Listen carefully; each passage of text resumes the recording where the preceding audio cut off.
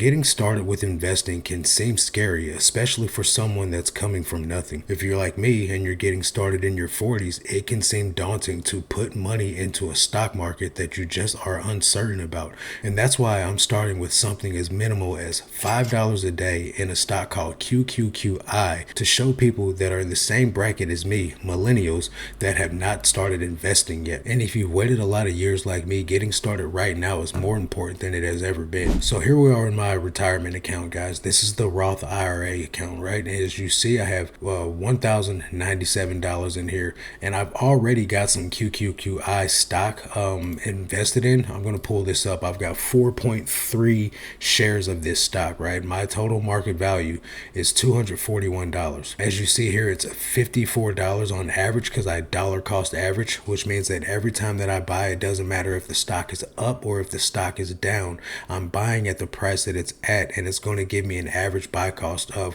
$54.56. So I buy this at $54.56. If the stock's up, it'll raise this price. If the stock's down, it will lower this price. And so with dollar cost averaging, this means that I can have a potential lower buy price if the stock were to shoot up, which QQQI is not a growth stock, it's an income stock, which what that means is it pays you a dividend.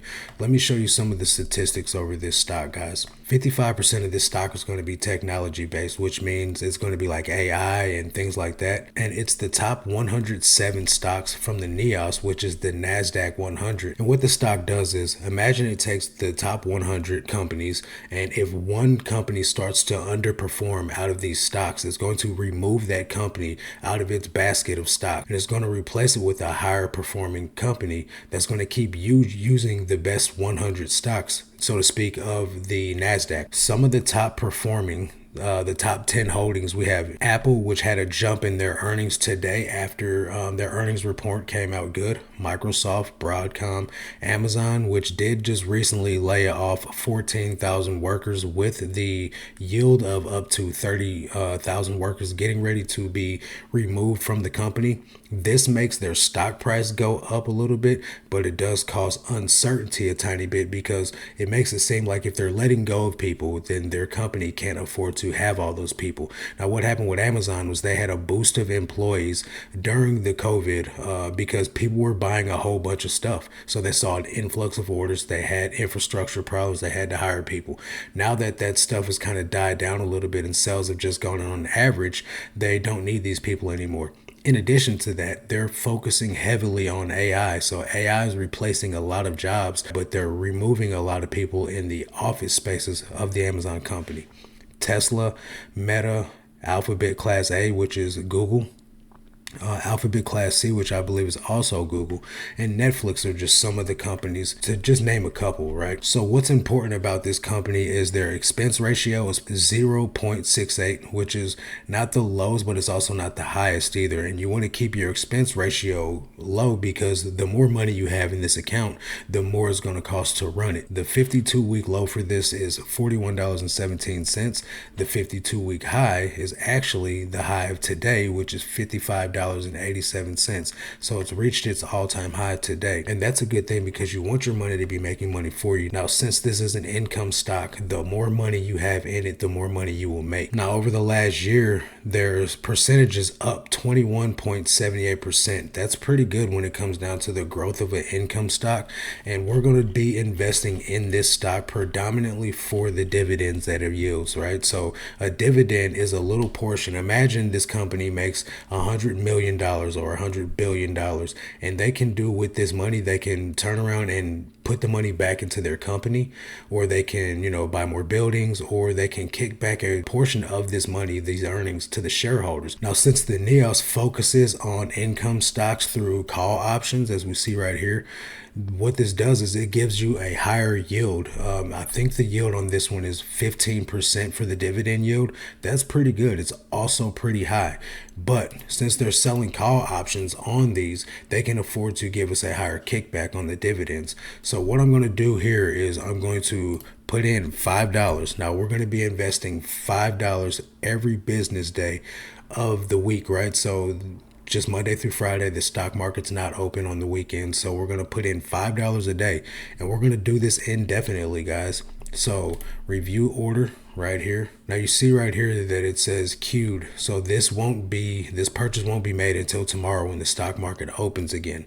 Now what I'll do is I'll keep you guys up to date on this, and what will happen is on December 1st, I'll give you guys an update and we'll see how much money I've made off the dividends, and we'll see how much how much more shares I have. Right now I have 4.3 shares of QQQI, and I'll show you guys what the last dividend yield was on this. So if we see right here, this was October 24th, and it says because you owned 3.98 shares of QQI in your Roth IRA on 10/22, you received a dividend of $2.57. Now, what I'm doing is I'm automatically reinvesting these dividends. And as I go along and this dividend gets reinvested, the money that I make off this dividend will grow. So it started off as $1 and something, $1.08 on September 26th. Now, if I keep letting these funds grow and I keep investing every single day, this dividend yield will get higher. Now, there are going to be days where I do put more money in this,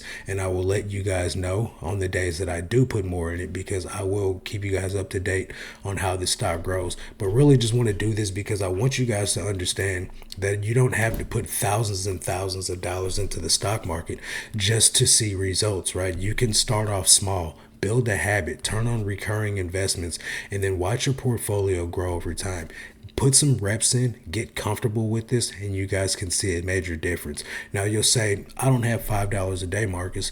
Just think about the things that you spend $5 a day on. You probably buy a coffee every single day, or you probably go out to fast food more than once or twice a week. You can supplement those things that you're spending money on and invest it in the stock market. Me personally, I sell used clothes on eBay for the last 5 years. I've sold on eBay and Poshmark, Mercari, all those sites, and I used to do it as a full-time job. At the beginning of the year, I decided to stop doing that job because it was too volatile, and just where I'm at, it just wasn't a good fit for me anymore, and I decided to go back to the workforce.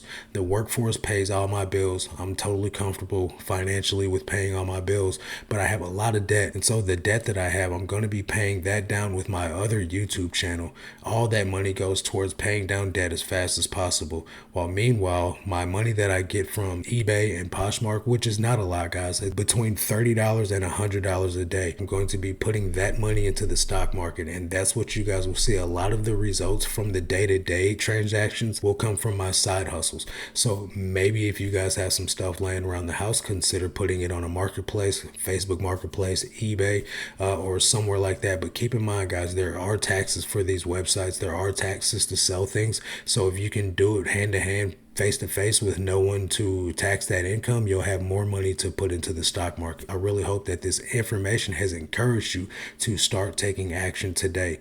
Don't delay, guys.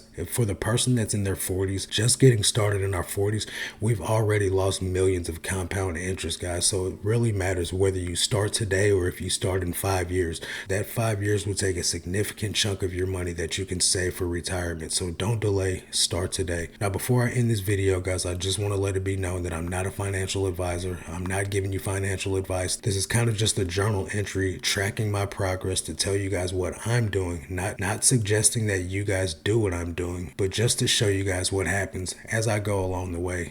This is just my journey to financial independence, financially retiring early as possible, guys, because I got started so late, and I don't want you guys to wait any longer. I want you guys to be able to get started on your financial journey today. That's going to do it for this one. I'll catch you guys on the next one. Let me know anything, comments that you have down below in the comment section, and I'll catch you guys on the next one. Until then, God bless.